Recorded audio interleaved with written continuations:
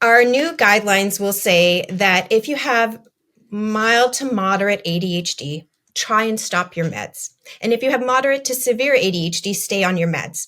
Now, the problem with the guideline is most clinicians and certainly individuals don't know whether their ADHD is moderate or severe. So this guidance is confusing. How do they define mild to moderate? And I was like, they were like, what does the study say about what mild to moderate means? And I'm like, it doesn't say. I'm sorry. Guys, we can be more blunt. Pick a day. Right?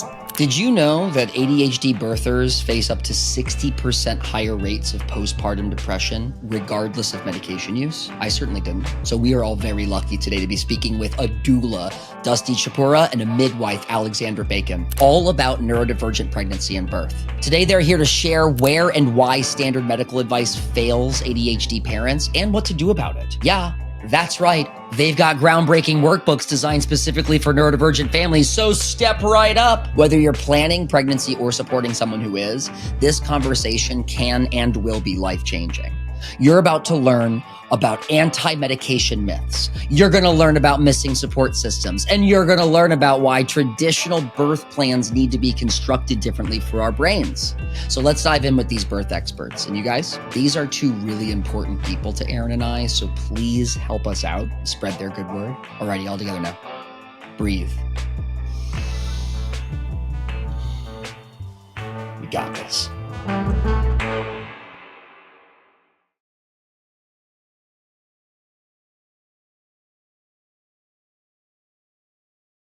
Welcome to Attention Different. We're completely put together. Yeah, woohoo!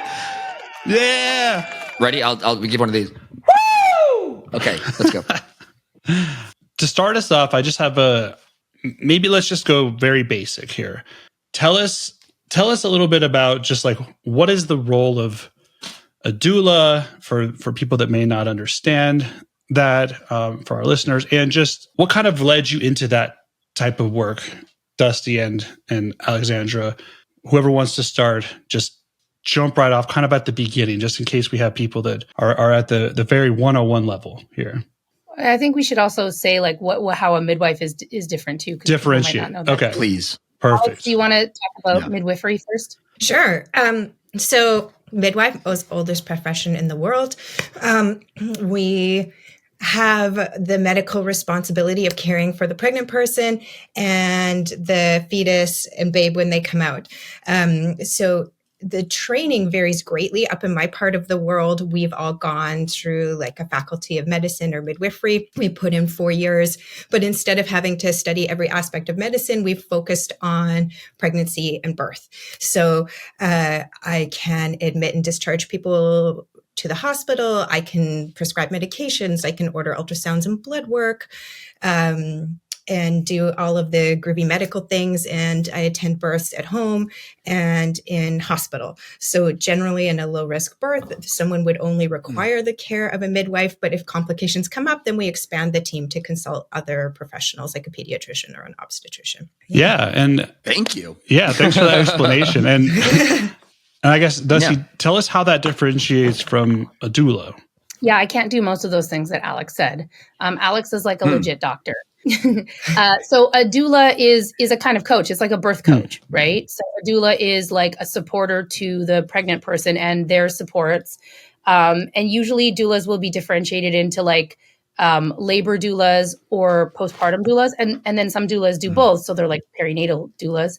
And you can have like different kinds of doulas that don't even have anything to do with birth. There's like pregnancy loss doulas. There's death doulas, which is essentially, right, a person who is helping with that other transition. So it's like a transition coach. So I'm certified through Doula Canada. So there is still a certification body. But doulas are a lot like ADHD coaches in that we don't like step on any toes with regards to medical things. We don't make medical recommendations. We don't prescribe medications. We can like discuss and explain different medical things, right? So I know a variety of things about medical conditions that might arise in pregnancy, about different kinds of pain treatments during labor. Like I can discuss all of that, but I can't make recommendations, prescribe. It's not my place to like give advice on people's, health and medical situations. I'm really just there to help educate people about what to expect during pregnancy, labor, and the postpartum period, and then to like give support, right? So it's like a lot of emotional support, as well as like a lot of advocacy, right? So you can imagine when you're in labor, you're not really in a place where you might be able to advocate for yourself or ask for what you need. And there's like a lot of, birth is really like unpredictable. So a lot of crazy things can happen in the hospital that can be really overwhelming or scary or happen really quickly. So your doula also is the like person who goes in kind of knowing what the person giving birth wants, like what their desires and wishes are.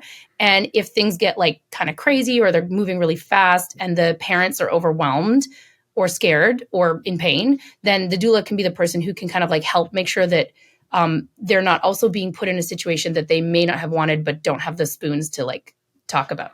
So they're like an advocate. And I like how you differentiated between and kind of like give the example of ADHD coach versus like a licensed clinical therapist or prescriber, doctor. Yeah. I think that's very appropriate. I kind of wear both hats. I do a little bit of a hybrid, back and forth. I'm a coach and a licensed clinician, but yeah, you have to be very careful not to cross those lines, those medical kind of lines, and move into advice. It's more about advocacy and coaching and stuff like that. Which I like it this way. I mean, call me quacky, but I like the idea that there is a licensed medical professional who because we all take this to the extreme, right? In an emergency scenario, because that's when you think about who's my all-star team in the room, right? So emergency scenario hits. I want medical professional who in an emergency knows the things that are necessary to save a life, right? To prevent the death of this person and this child, right? And they go into their flow state, right? Like they go into lock flow state. The job is to save this person and this person. And you need that person in there to be focused on that, right?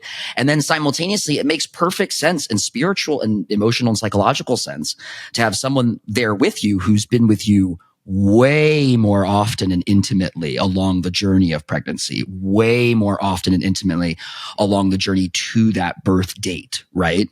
And that person is there to go, hey, this is an extreme emotional dysregulatory situation. This is a room full of chaos. I am the person who has like the records, right? Like the archives of this couple's, this person's wants, desires, dreams. And to me, it makes sense that those yin yang really well. Like I can see a utopia version of that, right? Where everybody's dancing together in that space. I like the way it's described that way.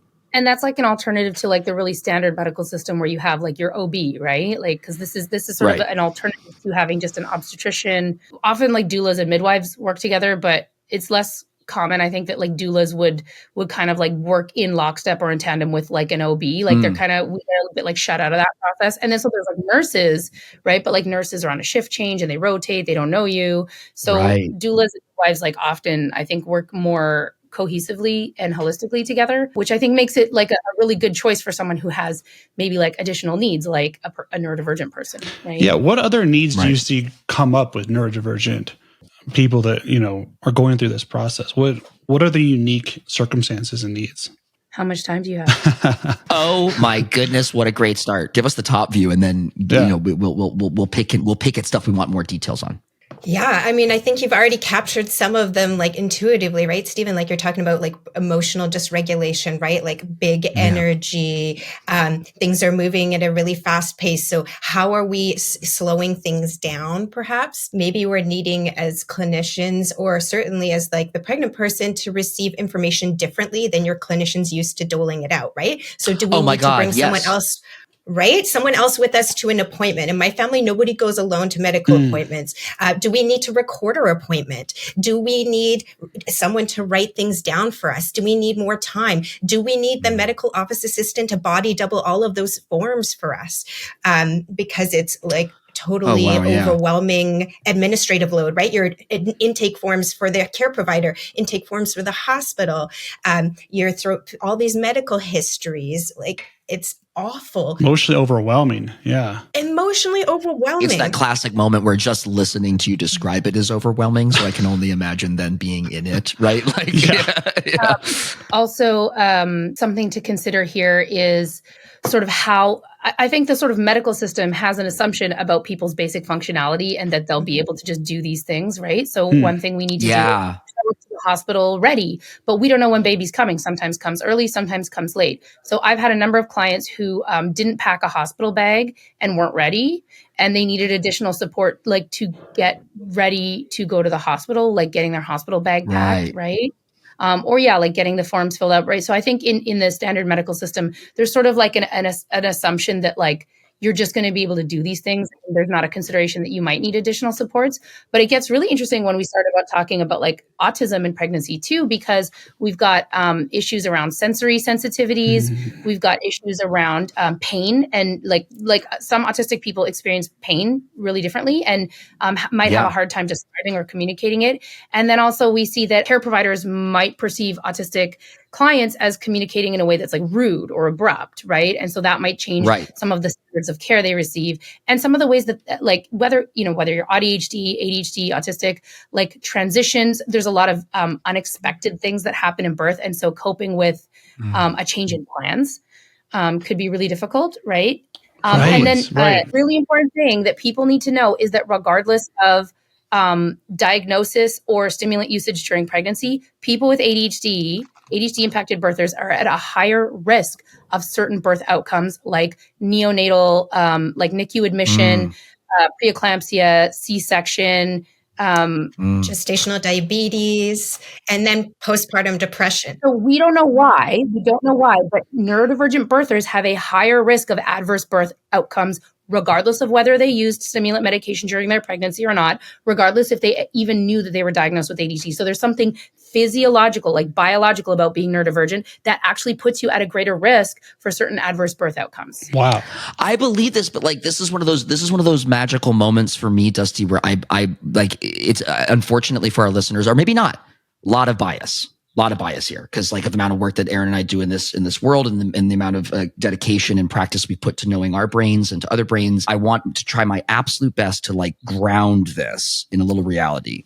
You said a very important scientific protective term there. We don't know why, but I will push back a little bit and say, but we certainly know that there is something happening. We certainly have enough data to go that, oh, there is an increase in this probability or chance. And for the people in this room, we know there's something going on. We feel it. We're like, I feel it when you talk and go, yeah, okay, A plus B does equal C sometimes in front of our face. Like if there are precursors, right? If there's a lifetime of neurodivergent behavioral activity before the birth, we can imagine that during a birth, when hormones and neurotransmitters are on a 10x, 50x orders of magnitude greater delivery system, that all that shit that we've been dealing with, positive and negative, is going to be 10 or 100x on the day. And to me, that's like dumb math that people don't do. Sorry for the tiny soapbox anger fest. I've never, ever considered the nightmare scenario of experiencing pain differently than a neurotypical person, and then simultaneously not being able to communicate effectively that to a person who simultaneously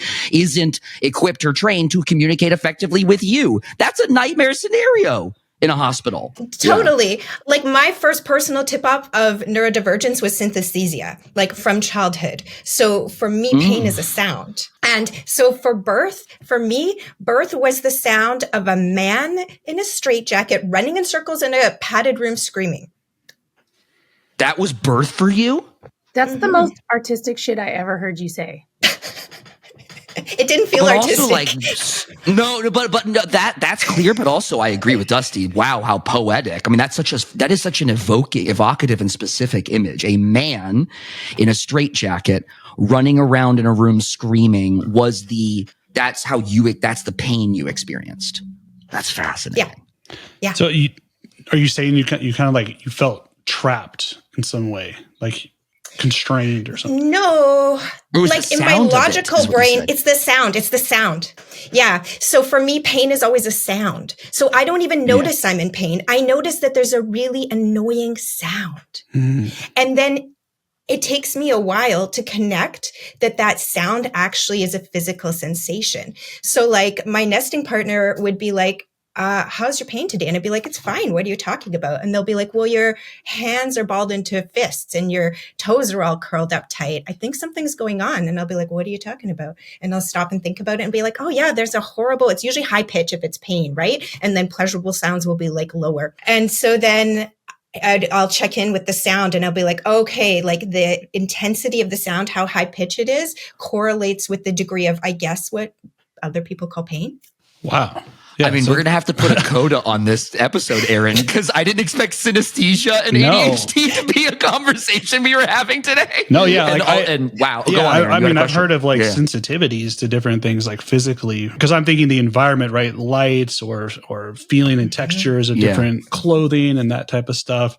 But yeah, I never even thought about synesthesia. That's a whole nother level. And Dusty, when you brought up also like the transitions of someone who's ADHD or autistic, the kind of like change in plans, because a lot of times it seems, I would imagine because of the higher risk, as you were saying, if there's a change of like, okay, we need something's gone wrong, or our plan was this, but now we need to change. We need to get you to the hospital, or we need to get you over here, get you extra care to this other team. Well, that person might have a very different experience of that change than someone who's neurotypical. Exactly. Yeah. And so one of the things that I do a lot in like, cause I run like pregnancy coaching groups. So they're sort of like perinatal education meets ADHD coaching only for the 9 months and the immediate thereafter. Oh, wow. And so one of the things I do is I kind of walk people through like all the different scenarios that might happen in the hospital. And I'll use I have a really elaborate birth plan template, and I'll use it as a jumping off point because it asks questions like, what kinds of pain interventions would you like? And so it'll be like, I want this, I don't want that. And so I'll use each of those to explain like, here's why you might want that. Here's what it'll do. Like, here's why some people wouldn't choose that. And like, here are some things to think about. And then I'll be like, think about your own experience with your neurodivergence. Like, what do you know about yourself? And like, how would you feel about that? Right. So I try to encourage people to think ahead about what they know about themselves, because birth is like, this is why I started doing this. I found birth so interesting. As soon as I got pregnant, it was like very interesting because it's an experience you've never had, right? Everything is totally different. All of a sudden, you got to eat different foods. You got to care for yourselves differently. You've never experienced a contraction before. You don't even know what it's going to feel like. You don't know what it's going to feel like to give birth. You don't know what it's going to be like to have an infant. It's all completely new territory. And for a lot of us, like we might only do it once, right? Like then you never get to do it again. Right. Or you might do it, it might be years before you do it again. So it's like very weird because there's like all this stuff you need to know. It's packed into such a like short period of time. It's all like super high stakes. And then you like, maybe never do it again, or maybe never think about it again, or at least for years. I find it really helpful to front load all that information and then repeat it multiple times, or repeat it over and over and over and over. Right. So again, a lot of my clients say they find it really helpful when they go into birth. They say, well, I felt really prepared, Dusty, because you had like told me about this, but like, then it was repeated at my, my birthing class, and my like OB also told me this. So they get it from different, like different modalities from different sources. And then that helps them remember it in the moment. So the working memory too, and memory issues that go along with neurodivergence. I also find neurodivergent people want different info. Like neurotypical people are happy to know what's going to happen when, but neurodivergent folk, we want to know why and how. Totally. Yes. Yeah. Where's the applause, Erin? Where's the applause? Yes. And I guess that goes back to the plan, like, because Dusty, it sounds like your detailed plan and the way that you explain things goes way more in depth than your standard plan. Like, oh, let's check this box, let's do this, let's have this on the plan. Assumes a lot. Yours just like dials down and really gets at the root of like what this individual needs and wants and desires and why we're doing this. It explains all that stuff. Yeah, I think I personally found my birth experience so frustrating in that like I really wanted to prepare, like I really wanted to understand things. And my OB, because I had a high-risk pregnancy, so I had an OB and not a midwife. And my OB was like so simplistic. Like I would just go to the appointments and I would always forget the questions I wanted to ask her. So I'd be in there, she'd be like, do you have any questions for me? And I'm like, yes, but I don't know what they are. And then she'd just be like, cool. So like, here's your like, whatever, tick this box, tick, tick, tick. Okay, you're good. And I'd be like, is there anything I should be doing? Is there anything I need to know? And she's like what? And I'm like, I don't know, man. I'm like, you tell me. I don't know. Like, you're fine. Just like go live your life. And I was like, I feel not okay about that. And then there were so many things that like happened during labor and that I've heard about in other people's labors. Like my friend had to have a Foley catheter inserted. She was like, I didn't like the Foley bulb. I'm like, what the fuck is that? I was like, nobody told me. Like, if that had happened to me, I didn't even know what that was, right? Like good, it didn't happen. But I was like, wait, there's a thing that they could shove in your like uterus, and it's like and nobody told me that was like thing that might happen to me. Wow. So, but one thing that was so interesting is when you're at the end of your pregnancy, you start getting these things called non-stress tests where they check to see like how your baby's doing, leading up to labor. And so I had the most like ADHD. Like I knew that my child had ADHD in the womb because I went in for the non-stress test and they put the little thing on and they're like, whoa, your baby's heart rate is really high. Like she's having a party in there. And I'm like, oh, is that bad? And they're like, no. We only worry about the heart rate if it's low. Your baby's heart rate's really high. So we're just going to wait for it to come down. I was in there for 4 hours and her heart rate did not come down. 4 hours. They were like, whoa, it's come down for a second, but it goes back up. She's like really active in there. And I'm like, listen, I have to go. Like, I can't stay here all day. And they were like, okay, just come back tomorrow. So I go back in the next day. They're like, okay, so your baby's heart rate was high yesterday. So we're just going to like make sure that it's like at a regular rate today. So they strap me on. Same thing, high heart rate. I'm like, should I be worried? And they're like, no, we only worry if the heart rate is low. And I'm like, well, what does it mean that the heart rate is so high consistently? They were like, they kept telling you to come in. They kept telling you to come in. So like, what message are you giving? Hyperactivity. Another 4 hours. Another 4 hours. I was in there 4 more hours. And it's same thing. It only dipped down and then it went back up. And then I was like, I'm out of here. Like, I'm leaving. If you guys are telling me that there's no reason to be concerned, like, it's not coming down, man. This is just how she is, right? But their behavior, I just want to say their behavior was not matching. I find this to be very problematic. That is problematic in the medical world. It's very American. The behavior does not match their words. The words were, oh, everything's fine, because we've built this culture of like complacency and like, oh no, it's okay. Just like ameliorate. You'll be okay. Meanwhile, they keep scheduling visits. So like we get this feeling we're not, I think that our medical elite sometimes, and I'm saying something maybe not that controversial, but think we're stupid than more dumb than we are. We're extremely perceptive monkey people. We can see that your face is telling me something your words aren't. And that's where I think is unfair to you to keep called in for these 4-hour waiting sessions. And they're like, no, it's all good. And you're like, but then why am I here?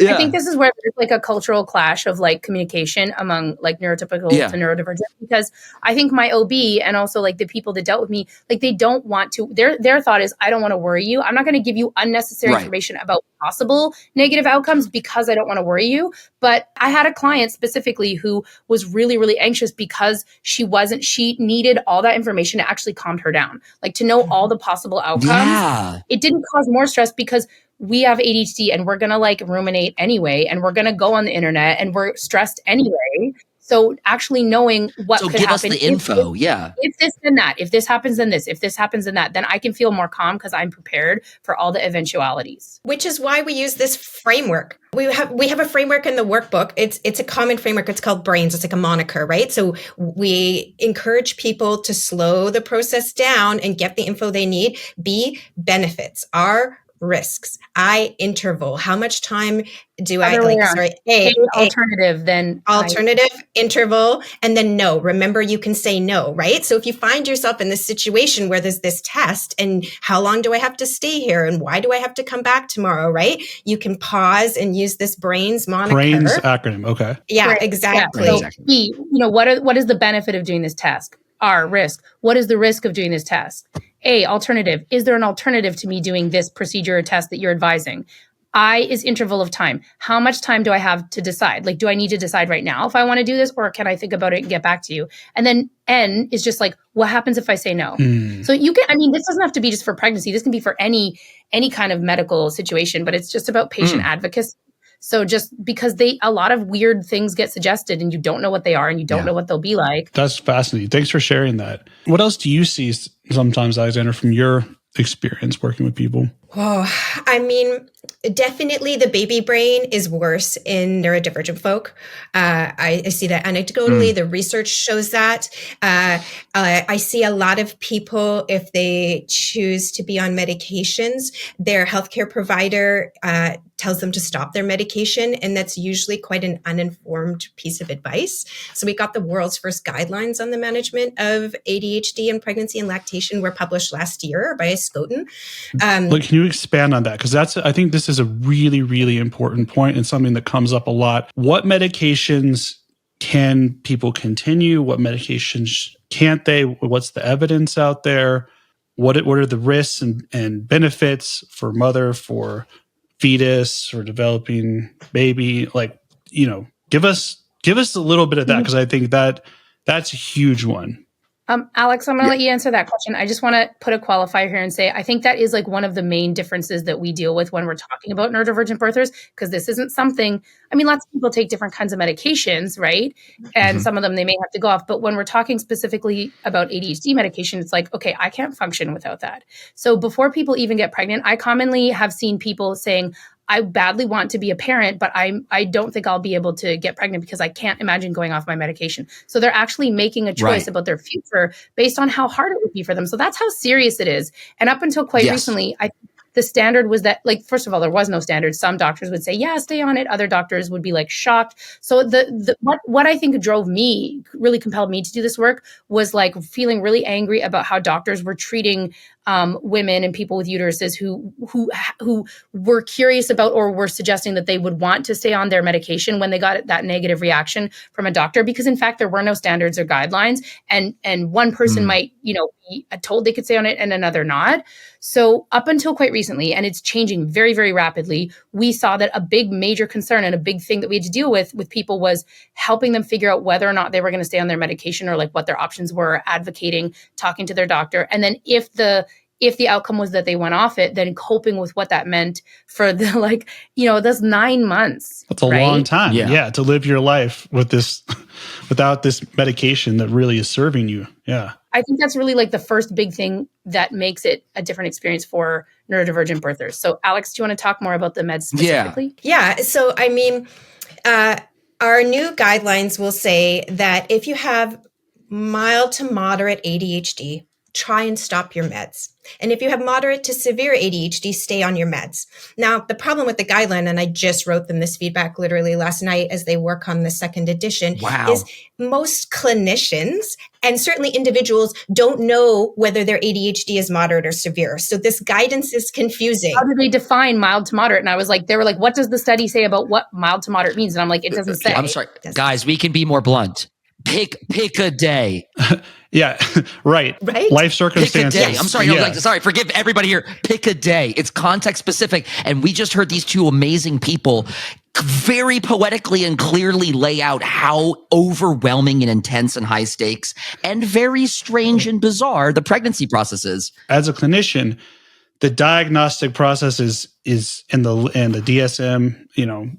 Whether you're using the DSM or the ICM, either way, it's kind of problematic because there's not a classification of mild, moderate, severe. That exists in like depression or anxiety or some other conditions, but that does not exist with ADHD. So the fact that they're even saying that, and it's not even in the guidelines of how does a clinician like myself actually differentiate. It's all subjective. It's like, well, if the person comes in and they have these problems in their life, well, that must be severe. And if they have an easy life, well, great. They have mild ADHD. Like what? Because it's all about how it affects the person. Like this is, it's wild. Yeah, I'm sitting here being like, preach, Aaron, preach. It's insane. It's silly. Yes. It's silly. But Aaron, you've totally said exactly what I coach my clients through, right? It's about your context in your life, right? Some of my clients are very resourced individuals. They got a lot of family and social support. My parents will take my older kids to and from daycare. Their workplace offers accommodation. Sure, you can work from home. Yeah, we can flex your hours, no problem, right? They don't have to do the commute to and from work. They can afford to hire someone to clean their house and get fresh prep dropped off. Maybe those folks can go off their meds. But then I've got clients who are in a brand new job. They're on their probationary period. They are living paycheck to paycheck or already in debt. They've got no local family and social support. And we know from the research that folks with ADHD receive less support, even though they need and deserve more. And that person, it's just not an option, right? They're going to burn down the house or something or rage quit their job if they go off their medication. So we have to have conversations about people's individual context, right?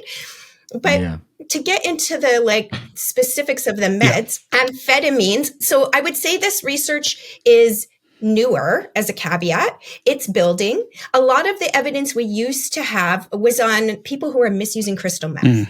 Methamphetamine. And obviously that's not street drugs. Yeah. It's more recent that we're getting use on these medications that people are using for ADHD, right? At ADHD doses, taking, once a day. So it's looking like amphetamines look pretty safe. Generally speaking, they say that there's no increased risk of malformations, including heart malformations, also called like birth defects sometimes. There's no increased risk of bad pregnancy outcomes. There's no increased risk of developmental complications for the child. So that's the high level. It's okay. In the many studies they looked at, one study found perhaps an increased risk of a really rare digestive system defect called gastroschisis. But when only 1 in 7 studies see something, we're like, it's probably a quirk unique to that study. It's probably not. Yeah. It hasn't been replicated or like seen across the board or yeah, exactly. One out of many. Yeah. There is potentially an increased chance of preeclampsia or preterm birth. But like Dusty said, we've also got some evidence suggesting we're at risk of that even unmedicated by having ADHD. Right. So they're saying, in that case, reasonable to stay on your meds. For the methylphenidate families, so these are like your Concertas, your Ritalins, also looking safe. There is one study that found potentially a risk of miscarriage, but it could be confounding factors in that study.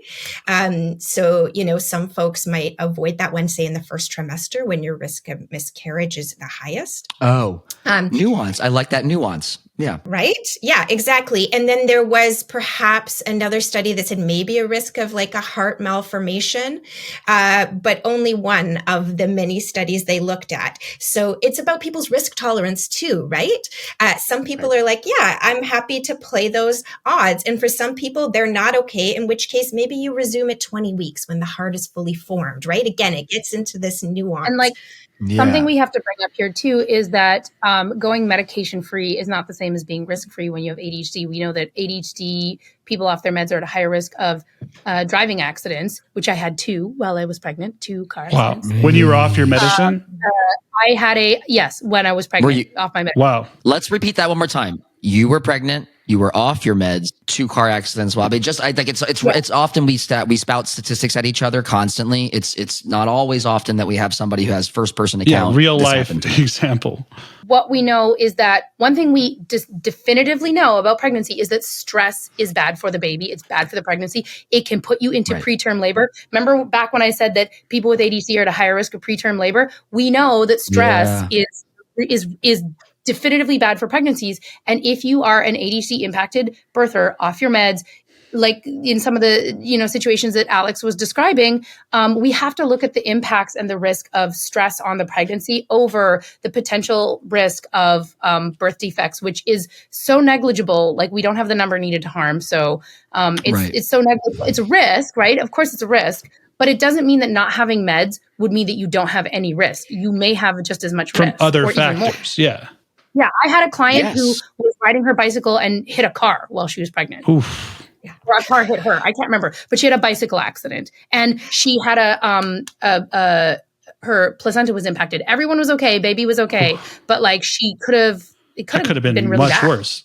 Yeah. And Dusty, your point is so important because for the longest time, the only question we ask is, what is the risk to the fetus of a medication exposure? Alix Bacon, brilliant researcher, flips the question and she says, what's the risk to the pregnant person of stopping their meds? And no surprise, she found way higher scores in anxiety and depression, decreased family functioning. You're fighting with your partner. You're behind on paying the bills. The housework is getting top of you. You're more impulsive and you're making more like risky decisions.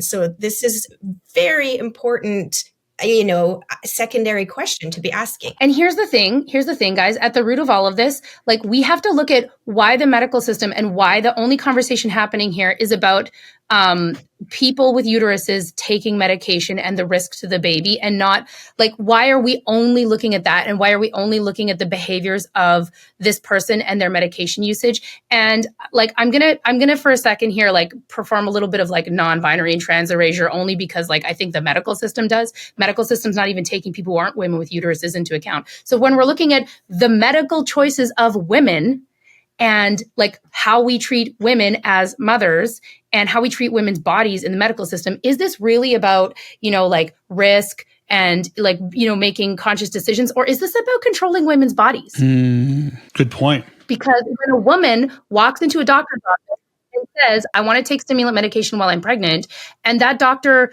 like treats her, throws her out of the office, it's because when we talk about men's needs and sort of men getting access to the care that they need, people in the medical profession have a lot more patience to consider like that these are relevant things. But when it comes to women, we've got like still a lot of bias around controlling women's bodies and about shaming women for their choices and about shaming women for choices that could be perceived as not putting their babies first, because God forbid that woman's identity should be anything more than a mother. It's kind of blaming the person for their choices, for advocating for themselves, and then shaming them. Oh, well, you're not putting your, the health of your baby first. Because it's not a real debate, because we're not talking about the difference between risk of ADHD meds and no risks. We never were. There are just as many risks of not taking meds, but that's not what it's about for people. It's about, what woman would dare to potentially put her fetus at risk because she's taking meds during her pregnancy, right? Like, let's talk about what's really happening underneath here in the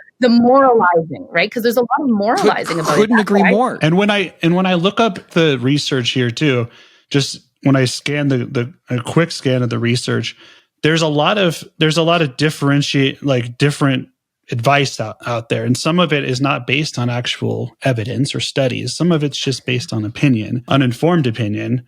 And then there's like, when we look at the National Institute of Mental Health and some other places like that, they're like, what I'm reading here is that there is no major associated, risks or harms to the fetus that are present with methylphenidate or amphetamines used during pregnancy. Like, they kind of state that. And I mean, so if there's marginal risks, or, it's like with any medication, we've all seen those commercials, the really annoying drug commercials out there, right? That are like, well, if you take this product, then you'll get, you could have this and this and this and this and this possible side effect of something. And what we're never told is like, well, what's the percent of the risk, or what's the chance of that? Yeah. And they have to say all these things if it's very low. And so I think for someone who's like going into this, it's like they need to be empowered, is what you're saying, to make those choices for themselves and weigh those risks like versus the rewards for themselves. There's a lot to weigh here.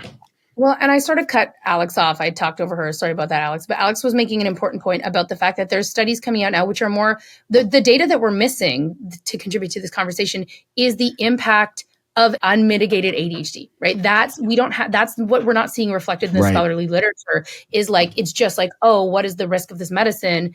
And so the part of the conversation we're missing is what is the risk of ADHD?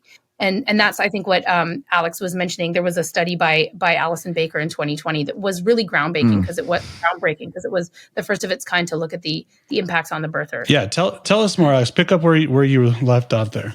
Yeah, I think, Allison just turned that question on its head, right? About what are we experiencing? And we know that ADHD is totally different in people with a uterus because of the relationship between dopamine and estrogen. Totally. So right away, if you have a Y chromosome, then from a physiological perspective, your ADHD experience is the same all month long, right? But for us, when the estrogen's high, the dopamine's high. And when the dopamine's high, we have better executive function, but we're more impulsive and we take more risks, right? And then when our estrogen is low, so pregnancy, high estrogen time. We don't float quite as high as you think you would, because I think of all the discomforts of pregnancy that we're very aware of and all the mental load. But then we know that we're going to go into this really low estrogen state. We're going to give birth. The placenta is going to leave. It's going to take all the estrogen and progesterone with it. And we're going to be left in a very low estrogen, very low dopamine state. It's going to be even lower if we choose to lactate, because prolactin, that like breastfeeding hormone, suppresses estrogen. So for the duration of the time that we're lactating, we're in a super low estrogen, low dopamine state. So instead of, we're going to have low executive function, and instead of being impulsive and risk-taking, we're going to be like ADHD, paralysis, depression, anxiety. Does that lead to higher rates of postpartum depression? Huge. We're talking 60%, Aaron. 60%? 60%. Jesus. But like, is everybody else having the same experience I'm having dualistically? Alix, you are extremely good at this. I wish I could bottle you up and take you around the fucking globe, because the way that you just you literally boiled that down to its essence in a way that I felt taken care of during you saying that. I felt like I was just educated. I also felt like, and this is the dualistic part of it, doesn't all this fucking shit feel obvious? Like, it feel like when you tell it to me, you're so good at this that you make it sound so accessible and tangible. And I just like dumb math. It's like really dumb math. Oh yeah, we know these facts. When estrogen's up, the dopamine's up. We also know that after the pregnancy happens, all those neurotransmitters and that endocrine system dumps itself. And like it's like, okay, then the logos should be there. Where is the logos in our medical world? Where is the logic? That's so easy to digest logic. I know that, and that's why I'm trying to say, dualistically, you are clearly so skilled at doing this. And I wish that we had many more Dustys and Alix copy pasted across the world. That's the experience I'm having. But also, you've done such a good job of boiling it down to its essence. It seems so attainable to me and accessible and obvious. That's the sensation I'm having. I'm having anger from all of this extremely helpful information feeling very obvious to me and logical to me. Something I think here as well is like for me, like what my concerns are, like when we move beyond just talking about like physiological risks to the neonate or to the baby, right? Like when we've moved beyond like birth defects, right? Why does all of this matter? Why does it matter if people can stay on their meds? Why does it matter what the birth experience of an ADHD impacted birther is?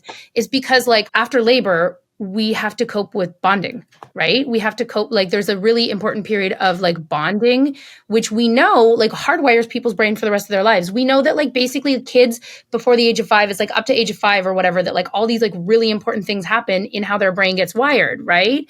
And so when we're looking at an ADHD impacted parent, how you give birth and your postpartum experience absolutely impacts like what comes next. Because if you're impacted by postpartum depression, if you don't have a good bond with your child, if you're feeling overwhelmed, if you get out of the gate feeling incompetent at caregiving, that's going to have a ripple effect for those first 5 years that you may not intend, that's going to have an impact on the brain development of that child for the rest of their life, right? And we're coaching people, right? As coaches, when we see people coming to coaching, they're middle-aged, they've just been diagnosed, they've never had the meds, they've never had the context to understand all the struggles that they've had. I don't know about you guys if you feel this, but like I think we see some of that like generational and like unintentional trauma of like undiagnosed parents and not supporting their children in ways that like help.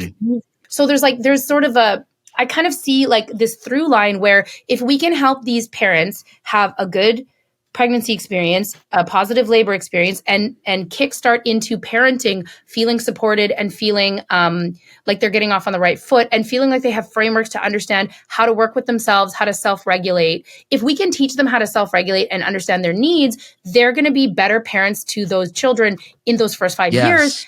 That is going to have an impact on those children moving forward, right? Yeah. Like it all connects. And maybe even prevent some of the most detrimental things.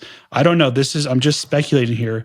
And I don't know if there's any research in this, but my speculation is like, well, the higher rates of postpartum depression might go back to the first 2 points of like, one, we're not preparing pregnant individuals to know what to expect realistically through this process and how to prepare themselves emotionally, physically, all these other ways.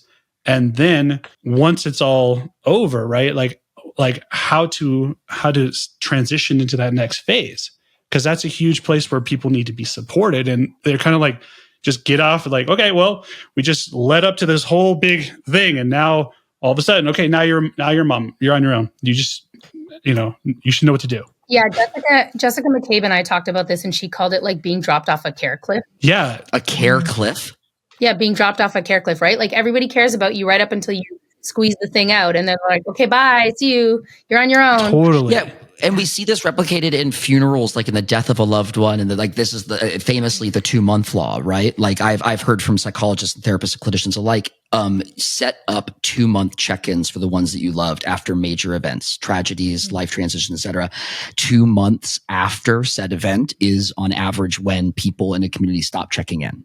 right? So 2 months after a funeral, 2 months after a birth, 2 months after a marriage, 2 months after a graduation, new job, new house, etc. Put a little 2-month calendar reminder for you and your loved ones. Check back in, because it's statistically when people stop checking in. Yeah, I definitely found that, like, for me, everyone wanted to come visit the baby. Baby just sleeps all the time. That's easy. It was like when she was like 1, I'm like, yo, where is everybody? When she was like 2, 3, like, I'm like, hello, Yeah. can I get a little help over here?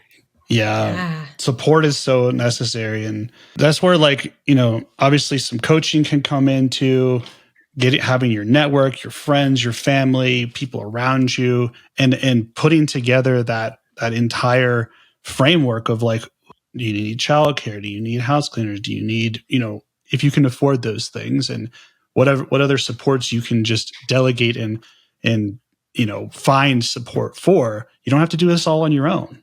No, you don't have to do it on your own. And a lot of what I do and a lot of what Dusty does is postpartum planning. So I have this like postpartum dopamine menu I walk people through. I call it the 8 S's of the postpartum. And we go over it in our like ADHD postpartum workbook. But we're actively planning for how are we going to replace all the dopamine we lost because the estrogen tanked. Right. And we're going to have to look at some really core things like sleep. How are you going to get enough sleep? Because sleep, we already suck at sleep. 80% of us have delayed sleep phase disorder.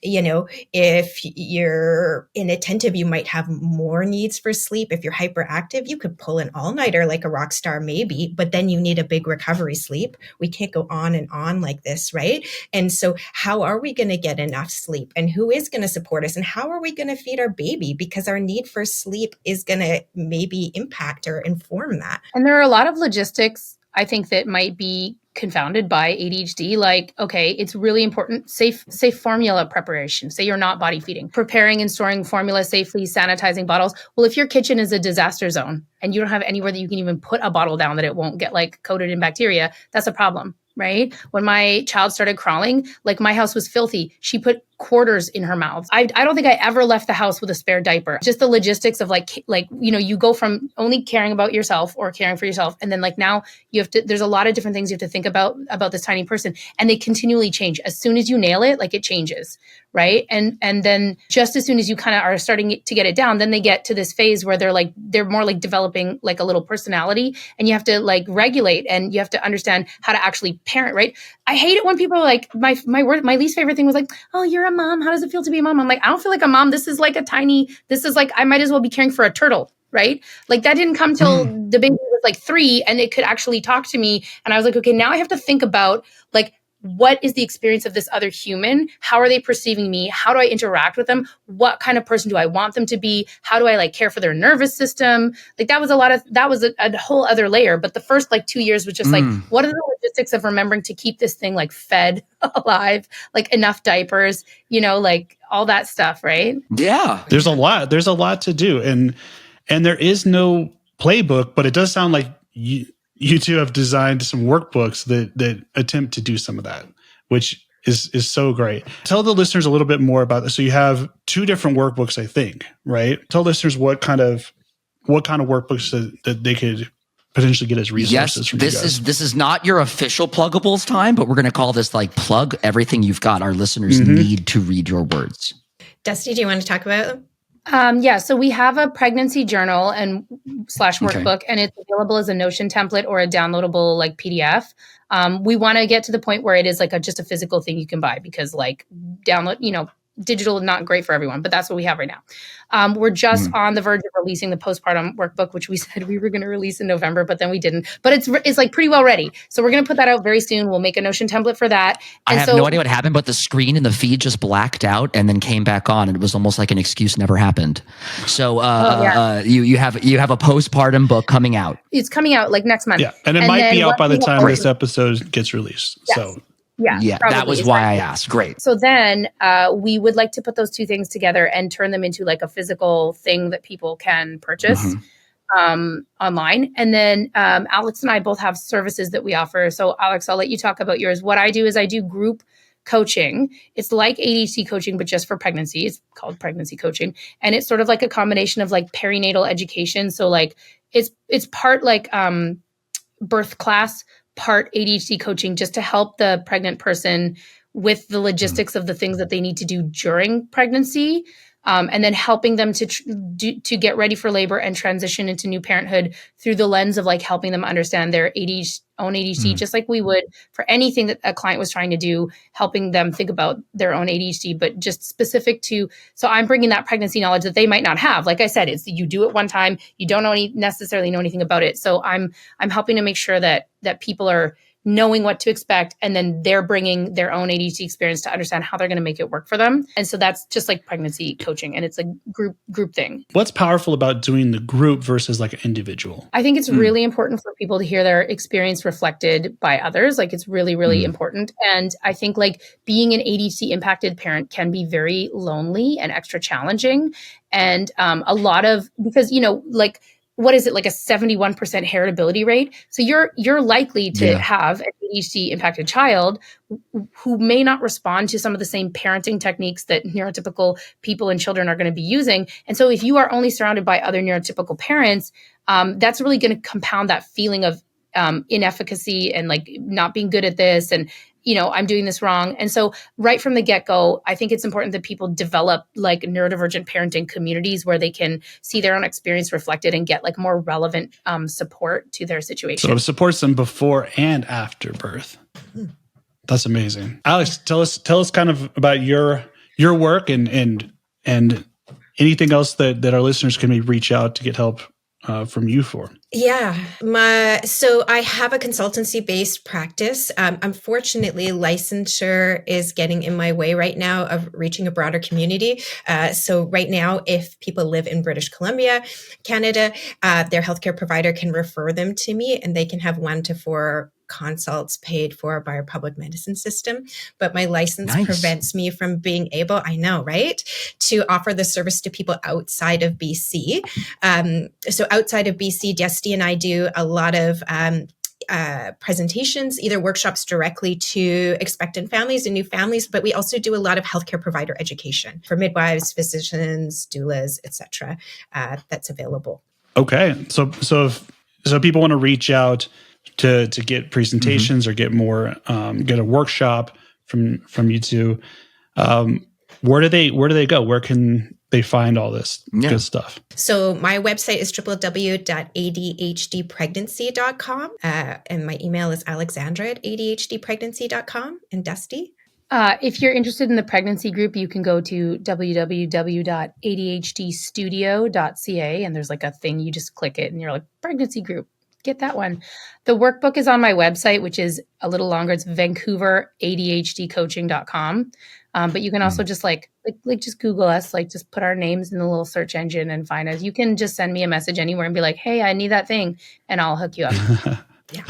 Yeah. The workbook's on my website too. So you'll find it between the two of us. Great. Well, just to close out, is there like any, the top things that you would recommend for your pregnant clients when they're in these different stages of kind of going through pregnancy or feeling alone, feeling like they don't have the support that they need?